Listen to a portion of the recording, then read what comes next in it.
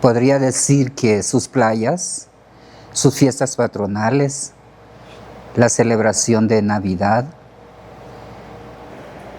Oh, qué pregunta más linda. ¿Qué recuerdo me hace sonreír? La belleza de su naturaleza. Ver todos esos animalitos. Me hicieron llorar.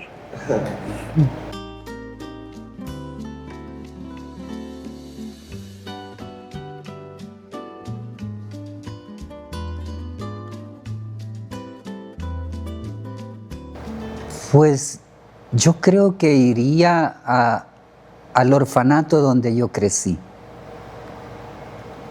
La razón por la que me gustaría transportarme ahí es porque podría decir que fue de los años más felices que yo pude haber pasado. Y fue el lugar donde se formó mi carácter y mi forma de ver la vida ahora en día. A mi pueblo. Podría también irme, claro, ya tengo 10 años, a la Biblioteca Carmen Lira del Parque Central en el país donde yo nací, en la capital San José. Cuando niños yo me iba de vacaciones a San José, entonces íbamos a esa biblioteca por verano a leer, a estar ahí. Era muy lindo.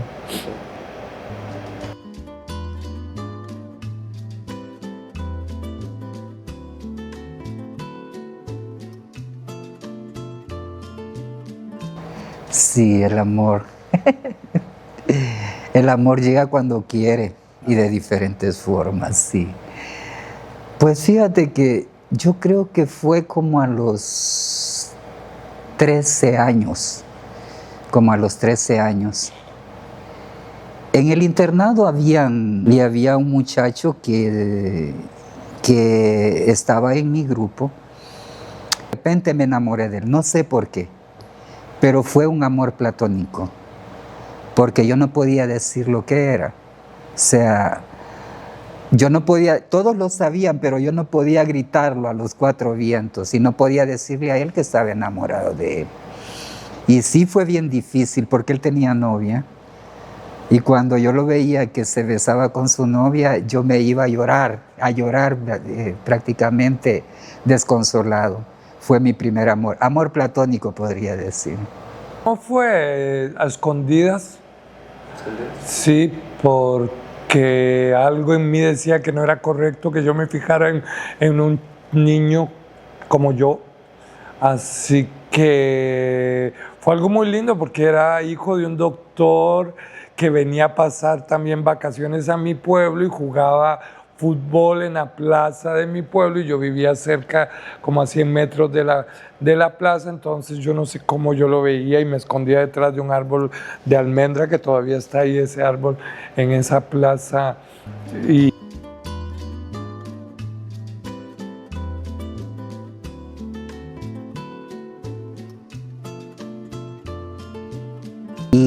estar aquí para mí ha sido como un gran logro. Primero porque estoy conociendo muchas culturas aquí, diferentes culturas, estoy conociendo mucha gente, estoy aprendiendo otro idioma que nunca me imaginé que podría hablar otro idioma. Bueno, aparte el que hablaba en la cuadra con mis amiguis, ¿verdad? Pero sí, diría que estaría sorprendido de ver hasta dónde he llegado y lo que he logrado hasta ahora estando aquí. Sabía que ibas a llegar hasta aquí.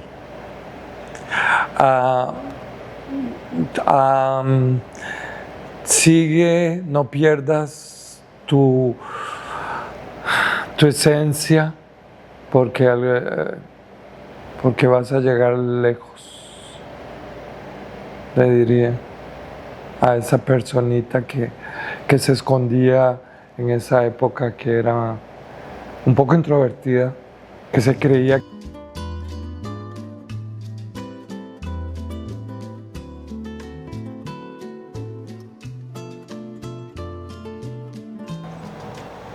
En esos años como dije antes, el ser gay era un tabú. Si en un lugar había uno o dos que eran los más conocidos, los que eran y no se daban a conocer lo hacían porque normalmente éramos para hacer bromas, para insultos, para servir de payasos para las demás personas. Entonces, claro, cuando se veía la situación de los que uno conocía, que eran gay y que eran declarados y que toda la gente lo conocía, y ver la vida que llevaban, no a cualquiera le daban ganas de decir, yo soy gay, vea, o salir con una pancarta, vea. Yo soy muy abierto al hablar. Yo vine recibiendo maltratos toda mi vida, pero el principal maltrato y que más me dolió fue el de mi padre, porque se supone que era la persona que tenía que cuidarme, ayudarme, y no lo hizo. Entonces fue muy difícil para mí. Fue muy difícil para mí aprender a vivir así, podría decirlo. Yo creo que mundialmente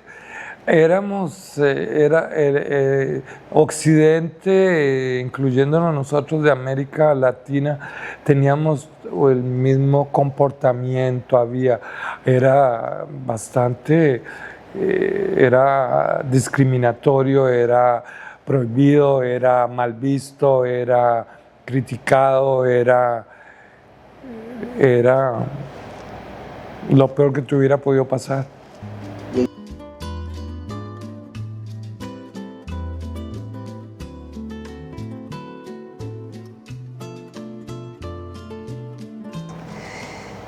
Por ejemplo, la palabra que yo conozco, que en muchos lugares maricón, marica,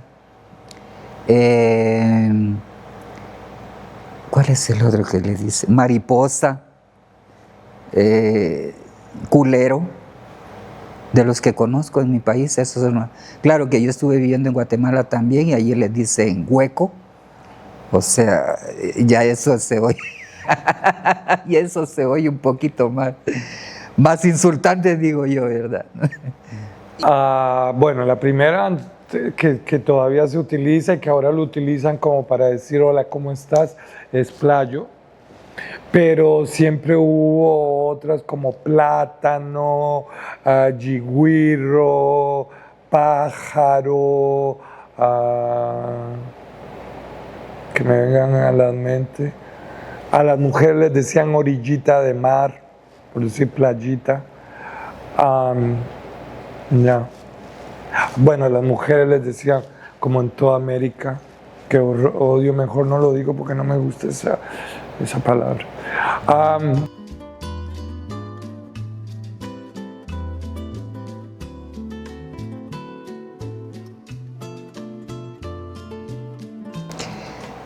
No había ni uno.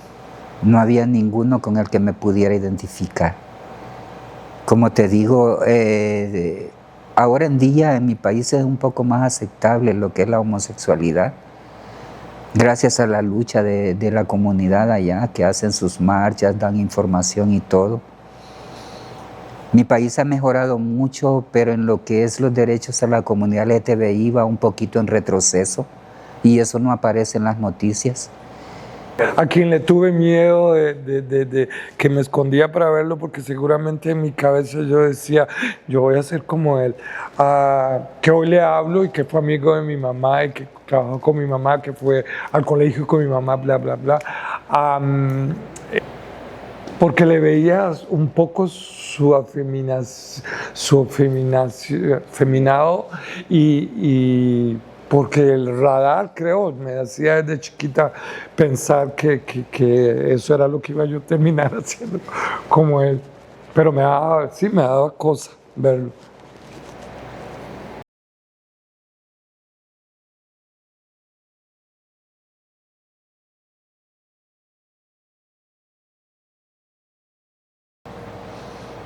Fíjate que la información que yo tengo sobre los inicios del VIH, la pandemia en ese momento en mi país, lo supe porque el gobierno de mi país hacía vagos intentos por por informar a la gente. Con un compañero de la universidad, estábamos en su casa, yo lo visitaba y él me dijo, viste, es esta nueva enfermedad que está saliendo que parece que son solo los gays y que, bueno, cuídate porque tú te vas para Norteamérica. Yo ya estaba planeando irme y me dijo, cuídate. Fue en el año 82, 80.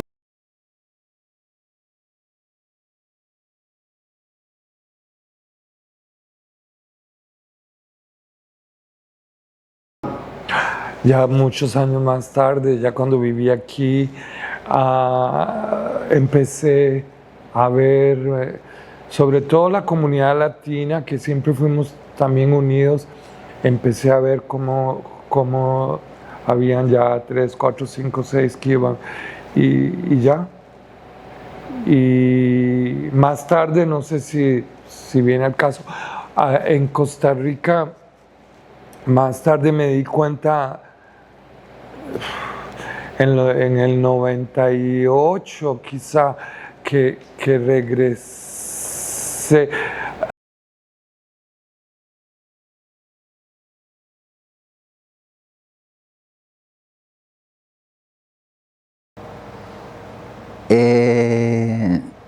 Lastimosamente yo tuve que llegar a la prostitución por la discriminación que había en mi país. Difícilmente una persona homosexual podía encontrar un trabajo en el gobierno, un trabajo en una oficina. Las personas como nosotros terminábamos trabajando como cajeros en un bar, como meseros en un bar, o posiblemente prostituyéndonos, que fue lo que me tocó a mí. Ahí fue donde empecé a darme cuenta de todo lo que estaba sucediendo con los artistas que también en ese momento fueron pioneros en destacar su diagnóstico, ¿verdad? Y es así como iba llegando a cuentagota la información a nosotros que existía esa enfermedad, mas no recibíamos como la información necesaria. O sea, usa el preservativo, eso era todo lo que decían en las unidades de salud. O te regalaban los preservativos en las unidades de salud. Pero para señalar, era algo colectivo, la sociedad empezó a buscar respuestas, pero la comunidad como tal, la comunidad LGBTQ y plus, estaba en modo de pánico, porque en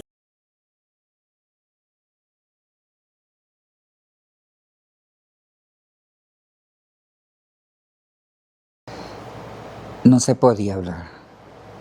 Yo creo que ni ahora creo que no se puede hablar tan abiertamente, porque a pesar de que aquí es un país muy informado, de primer mundo, se dice que es de primer mundo, pero las personas, todavía existe un poco de discriminación y también un poco de temor por parte de las personas con VIH.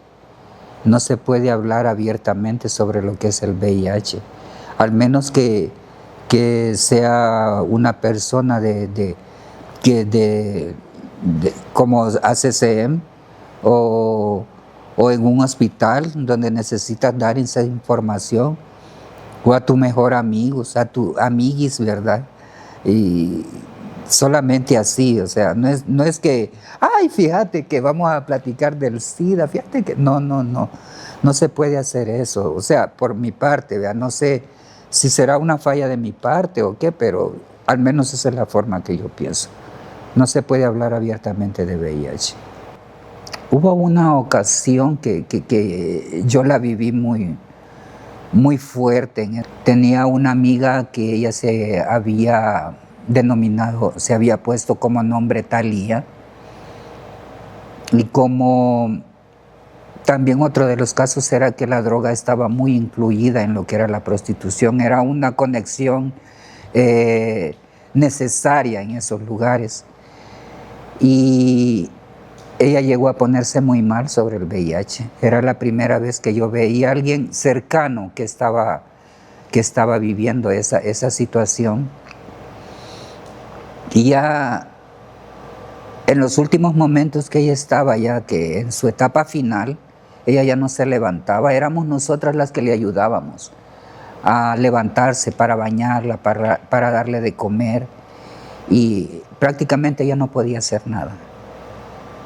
No había un lugar donde llevarla, no había una casa donde podría decir las personas en etapa terminal ven hacia aquí de VIH, tal vez para cáncer y todo eso, pero para VIH no había, era un estigma en ese lugar. Entonces, claro, estaba en un bar donde habían habitaciones que ocupábamos para hacer nuestro trabajo. Ella se encontraba en su cuarto y llegó un muchacho que andaba bien ebrio y no sé qué llegó, se metió a donde estaban los cuartos y la vio a ella acostada y se metió al cuarto y empezó a tener relaciones con ella. Entonces las compañeras escucharon los quejidos de ella, que pues sí, era algo doloroso para ella en ese momento, porque ella estaba mal completamente, ella no detenía nada, entonces, y prácticamente el muchacho se contagió en ese instante, pues, ¿verdad? Y al final, pues, la vimos morir, o sea, cómo era difícil enfermarse en ese tiempo, que no se tenía la ayuda, no se tenía la información.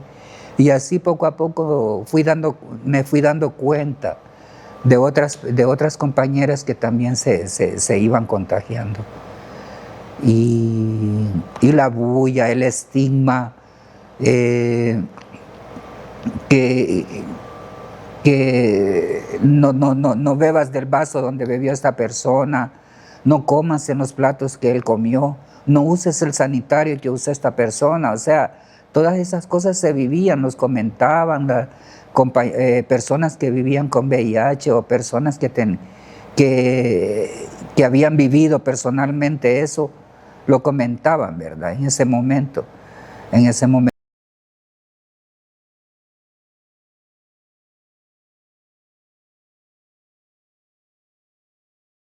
Como una época que viví, que fue el auge, que aparecían diagnósticos por todos lados. Y los hospitales no estaban preparados para eso. Los hospitales no estaban preparados para eso porque no tenían la información ellos, mucho menos las personas normales. Vean, las personas que trabajan en el hospital no tenían la información, menos nosotros. La información que nosotros recibíamos solo eran negativas. Eran negativas, o sea, quienes SIDA significaba muerte directamente, o sea, ninguna esperanza, ninguna posibilidad de que sobrevivas. Y aparte de eso, significaba contagio por cualquier cosita, porque le dieras la mano, por darle un abrazo, esa era la información que teníamos. Y en la cual, quiera sea o no, la comunidad LGTBI también éramos parte de esa discriminación.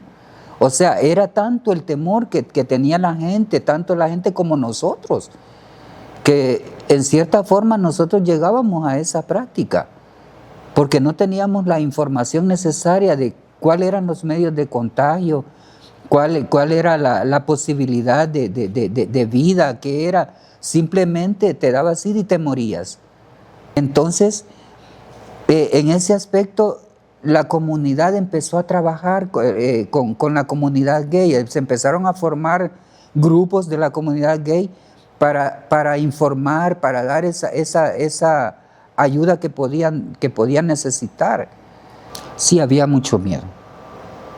Yo creo que la mayoría de la discriminación, lo pienso así, no sé si será de esa manera, ¿verdad? Pero La mayoría de la gente que discrimina es por miedo. Es por miedo. Fíjate que hablábamos de los insultos que recibimos nosotros en nuestro país. Y sabes que después de esa época, sidoso se convirtió en un insulto para nosotros. Te decían maricón, sidoso. O sea, ya estaba agregado.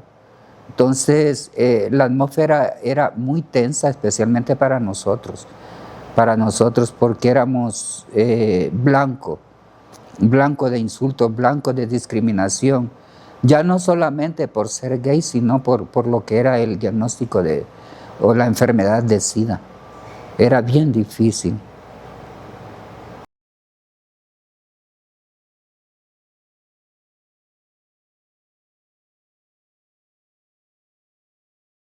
Eran mis dos amigos, Willy y Mois, que en paz descansen, que cada uno tenía su pareja, pero ellos fueron mis amigos más cercanos que los...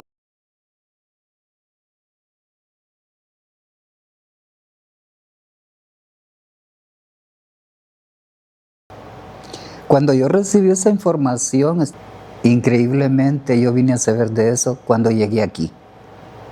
Hasta que llegué aquí sabía que había un medicamento de PrEP, que le dicen, ¿verdad? Yo no sabía de eso. No sabía de eso. Sí, en mi país tuve conocimientos que la medicina iba evolucionando. Recibíamos toda la información, pero habían cosas que todavía no llegaban, que había una inyección que era para todo un año, supuestamente. O sea, yo hasta el momento ni lo sabía, pues, ¿verdad? Lo sabía ya. Hasta que llegué aquí sabía que había un medicamento para él, y la misma cosa. Hasta que llegué aquí sabía que indetectable quería decir que había menos posibilidades de transmitirlo. O sea, es aquí donde yo estoy recibiendo más información de la que recibí en mi país. No se hablaba mucho de indetectable. La palabra indetectable, bueno, ya no es la sentencia de muerte siempre y cuando sigas al pie de la letra tu tratamiento, ¿verdad? Porque eso era lo importante, seguir un tratamiento que era eficaz.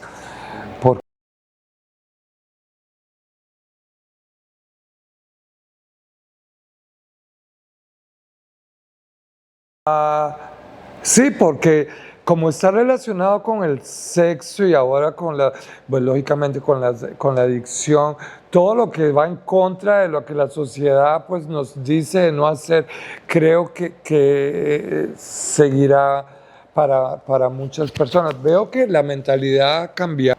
Sigue. Latinoamérica lo sigo viendo. Hablo más por el país de donde yo vengo, que lo veo que no sé hasta que los admiro, porque pueden dar la cara en esa sociedad que los juzga con más empatía. Lo único que nos puede cambiar la mentalidad es que sigamos sensibilizando y creo que civilizando tanto que tener sexo no es malo y que dos parejas, el amor, que sea, todo eso hay que seguirlo trabajando para que se vaya yendo. Y sí, de hecho hemos progresado, pero eso no implica que no se ha acabado, seguimos.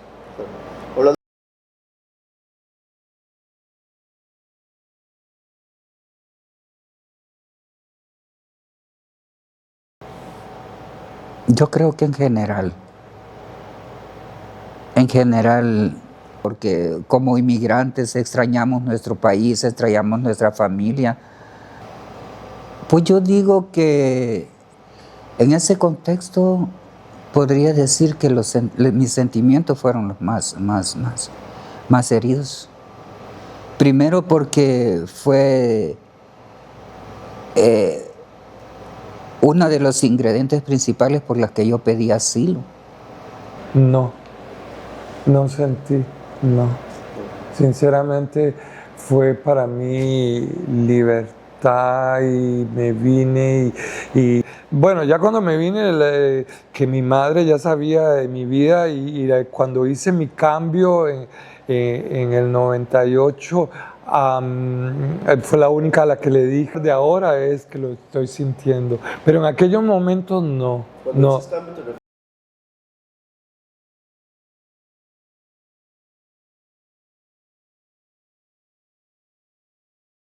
Entonces, cuando yo vine a este lugar, yo me vine herido de mis sentimientos, de todo eso, porque obligadamente me hicieron alejarme de mi familia, me hicieron alejarme de mi gente, que yo las extraño mucho.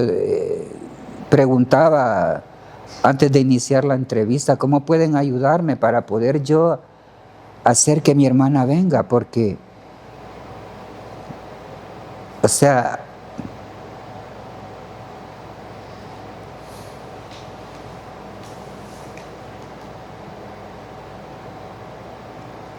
es triste estar solo aquí, extrañar su gente.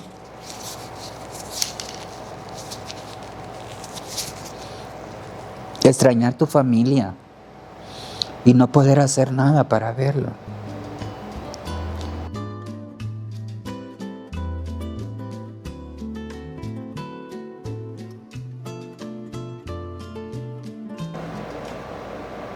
¿Quieres mi verdad? Es más difícil a mi edad. Qué bueno que vienes, si vienes acompañado y con la familia y todo, pues ya tienes con quién, pero sola a 65 años, buena suerte.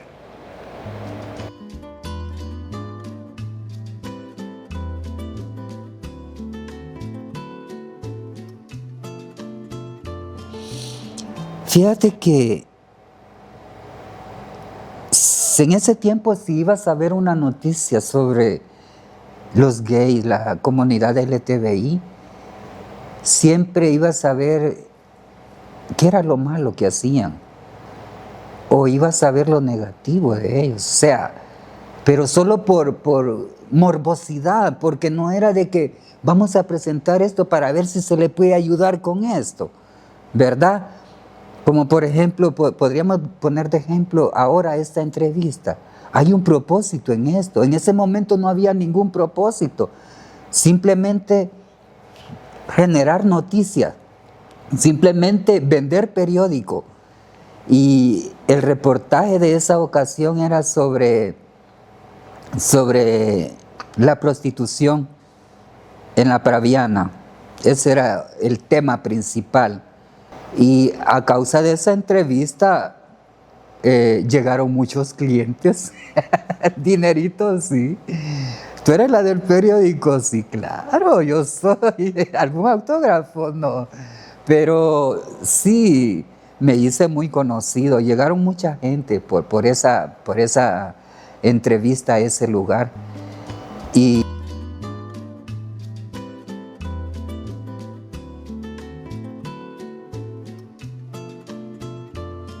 De eso. Sí, que lo tengan, lo tienen. Que exista las facilidades que tal vez yo les digo las mías y los míos.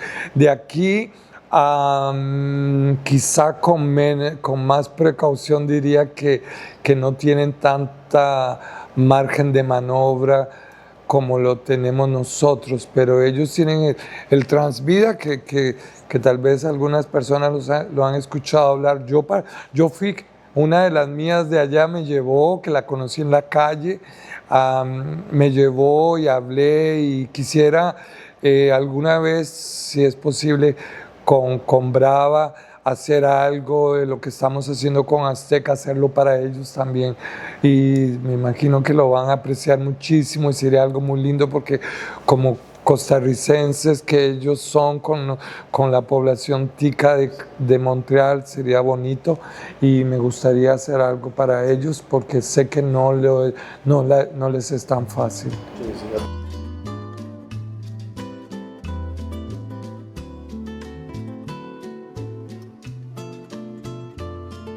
Entonces diría que buscara bastante la información, que la hay y que no se desespere si toma su tiempo, pero que todo, si es bien hecho, se puede lograr. Sí, me pondría yo de ejemplo. Si yo lo logré, porque usted no lo logró. Sí.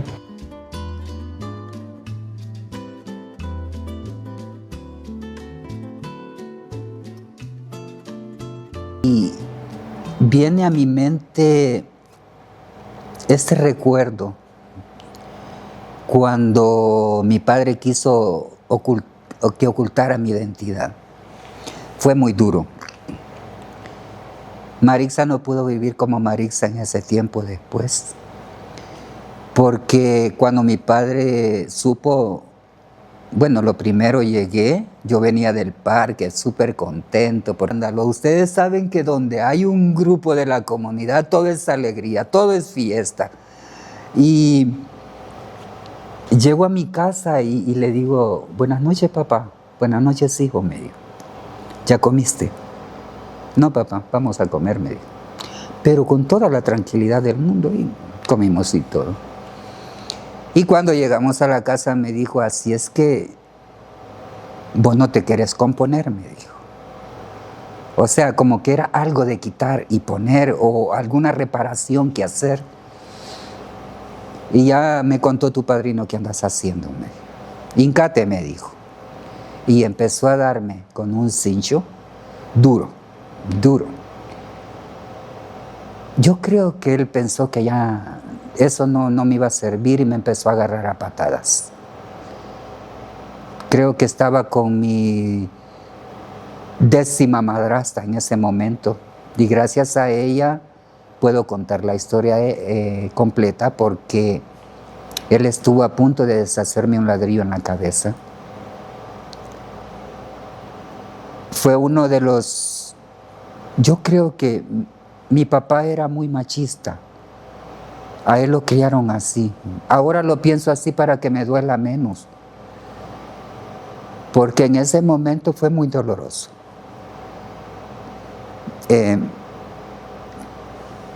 Tuve que irme a la calle sin protección. Podría compararlo como cuando vine aquí. Después cuento esa historia. Me dijo, o te compones o te vas. Yo sabía que no era algo malo que tenía, que me lo podía quitar, que lo podía aventar. Y tomé la decisión de irme de mi casa a los 15 años. Cuando yo había crecido en un lugar donde yo no conocía el mundo. No sabía lo que me iba a enfrentar. Y me tocó irme a la casa de un amigo, a llorar, a lamentarme y a reclamarle a Dios por qué yo era así, por qué me había hecho así. Años después todavía lo hacía. En cualquier situación de tristeza, en cualquier situación de discriminación, siempre lo hacía. Y así fue como fui conociendo otros lugares más, hasta que llegué a conocer a alguien que trabajaba en un bar de La Praviana, así se llamaba la calle donde estaba toda la gente que se prostituía. Y empecé a darle forma a Marixa en ese momento. Y en ese tiempo empezaba a vestirme, empezaba a dejarme crecer el pelo, empezaba a tomar pastillas para hacer crecer mis pechos. Y no usaba falda todavía, solo blusa y pantalones como normal. Me llevó, en ese lapso de transición, me llevó a trabajar trabajando como mesero. Les había agarrado una pila a los soldados que empezaban a llevarse a todas las travestis de ese lugar. Las montaban a los camiones, se las llevaban a la cancha donde estaba el ejército, el batallón, y les montaban una sobre la otra aquí en el cuello y tenían que correr de la cancha de una portería a la otra y regresarse. Después de eso la golpeaban con un palo y después les quitaban el pelo. Pero la parte comediante era que les quitaban el pelo cabal esto de aquí y le dejaban todo esto largo. O sea, como que venían de algún monasterio de San Francisco realmente. O sea, daba cólera, pero daba risa. Pero eso no fue impedimento para... O sea, nosotros a veces del sufrimiento sacamos algo que nos hace impulsarnos con más fuerza. Y en esa transformación, pues ya pasé casi 6 años vestido de mujer y vestido como Maritza. No existía Jaime en ese momento, ahora existen los dos, pero en ese momento era solamente Maritza. Me gustó.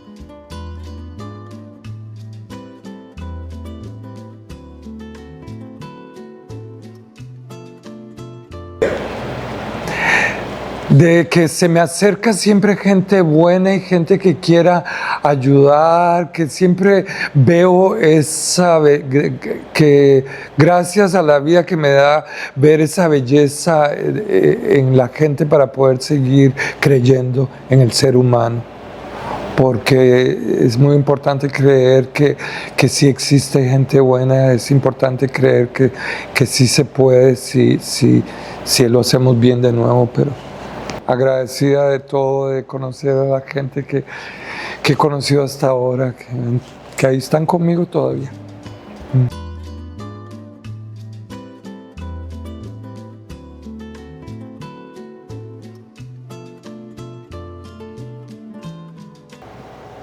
Fíjate que sería como algo, más bien, ¿qué le aconsejarías? ¿Qué le aconsejaría? Porque si la vida, dice, si la vida te da limones, aprende a hacer limonada, dice, ¿verdad? Y mi proceso para llegar hasta ahora ha sido difícil por mi forma de pensar. Entonces yo le diría a esa Maritza de 14 años, tal vez la forma en que tendría que hacer, ¿verdad? Para no sufrir tanto en ese proceso. Porque yo siento que el mayor sufrimiento que tuve para estar como estoy ahora, feliz, contento, orgulloso y bien centrado en lo que soy, tuve que pasar muchas dificultades, pero por mi forma de pensar, por mi forma de actuar. Le daría consejos y le diría, mira, valió la pena. Valió la pena pasar por todo lo que tuviste que pasar. Es que estoy tan feliz, o sea, me siento tan contento de que no tengo que estar ocultando lo que soy. De que soy quien soy, donde sea, donde quiera. Simplemente que no me digan Maritza las otras personas en mi trabajo no quiere decir que yo lo oculto, sino que yo soy quien soy aquí en China, en Roma. Y eso es una libertad que me hace sentirme tan bien, una alegría y eso sería lo que yo le dijera, pues mira, hasta dónde has llegado, cómo estás. Siéntete orgulloso de ti mismo, que valió la pena todo lo que has pasado en tu vida. El desprecio de tu papá, el desprecio de la sociedad, la pérdida de amigos, los asesinatos de amigos, solamente por ser diferente. No es ningún pecado, no es algo malo que tengas tú, es algo malo que tiene la gente. Sé tú quien eres todo el tiempo y no te avergüences. Eso sería lo que yo podría decirle a Maritza, de 14.